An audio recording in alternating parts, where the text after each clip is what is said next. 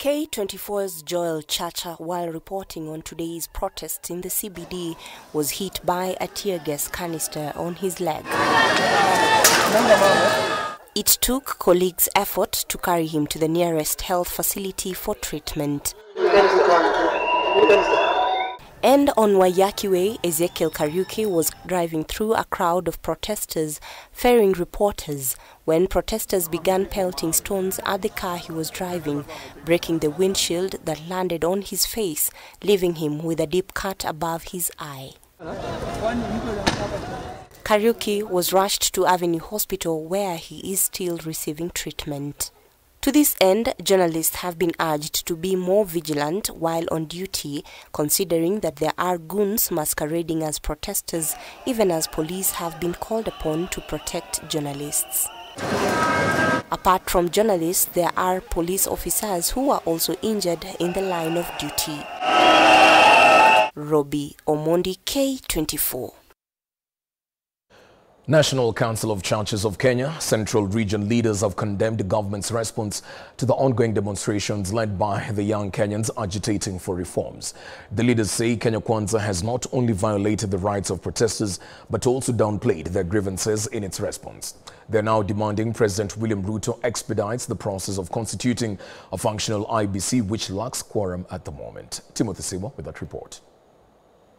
Religious leaders under the umbrella of the National Council of Churches of Kenya, drawn from the Central Region, came out in condemnation of the Kenya Kwanza administration. The leaders have castigated the manner in which the government has handled the ongoing anti-government protests. It is quite unfortunate that the young people of Kenya are getting into a second week of demonstration without their issues being held or addressed. At best, they say government officials have only been chest thumping. We demand that the government stop curtailing this right by using the police to violently break up the peaceful demonstrations. The use of excessive force that includes shooting demonstrators must be stopped. NCCK is also irked by police killings resulting from the protests, arbitrary arrests, and abductions of perceived government critics. At the same time, the clergy has called upon President William Ruto to prioritize the reconstitution of the Independent Electoral and Boundaries Commission (IEBC). We call upon His Excellency President William Ruto and concerned stakeholders to hear the cry of the people of Kenya and facilitate complete of the process to appoint of the IEBC commissioners. In Kilifi County, community and religious leaders have implored protesting young Kenyans to give room for dialogue and avert loss of lives and property should the demos persist. Ombi letu sisi kwa vijana, tunawaomba tu, tunawasihi kwa heshima, kwa utulivu, mmoja wafanye ikiwa ni maandamano yawe ya amani bila uharibifu. Pili, wito wa rais tumeusikia. Naomba vijana wetu na wenzetu Kenya nzima, tafadhalini tujaribuni kumpatia masikio rais. Similar sentiments were also echoed by a section of Rift Valley Council of Elders who spoke in Nandi Kapsabet today. According to the elders, President William Ruto was duly elected by Kenyans and cannot be removed from office through unconstitutional means. They are reading malice in the demonstrations.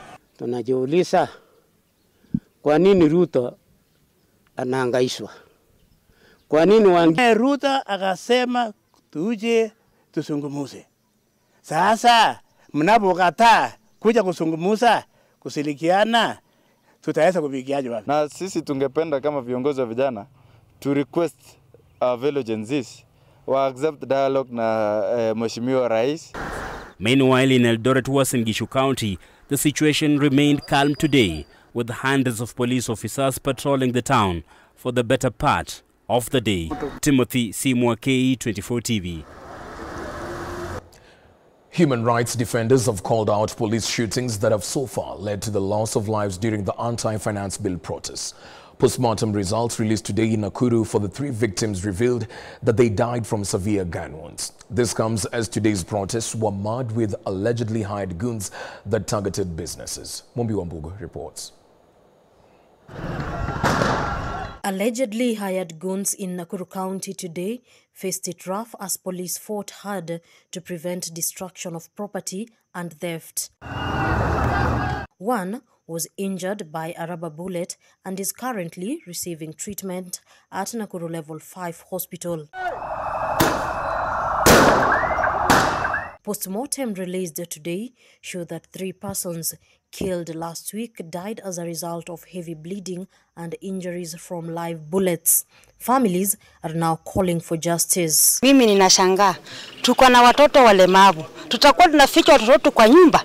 Wakitoka nje wanafanyia unyama kama hivi. Na tuko na watoto kama indakano pikia rais wetu kura.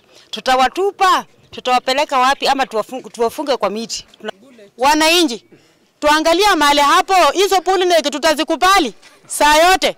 Tunaingilia kwa miguu, wewe utoke na mguu uende upige kura. Ukirudi puli na kikucha ikupata kwa mguu, ulitoka na mguu. David Kuria from Independent Medical Legal Unit has said the killings were inhumane. So Michael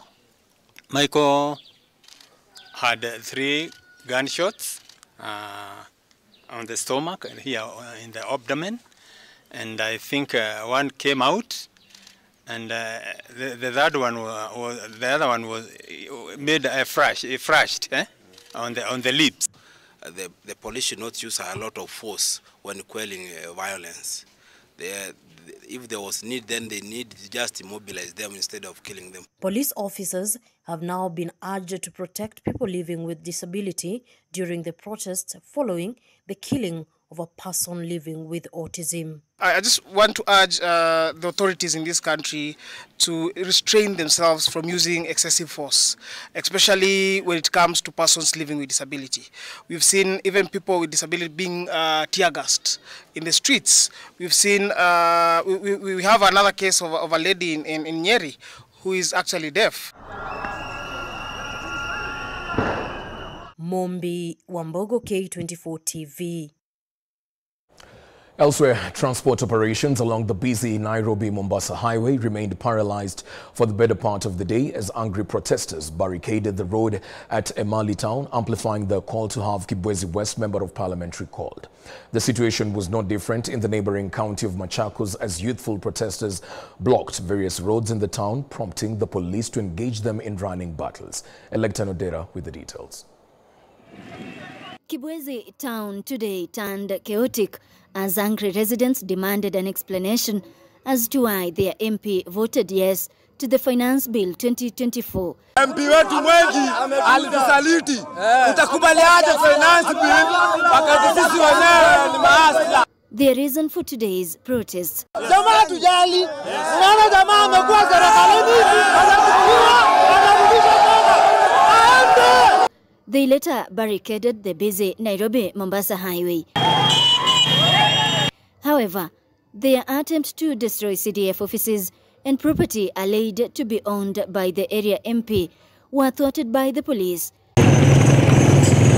They have vowed to kickstart a process of collecting signatures to have him recalled.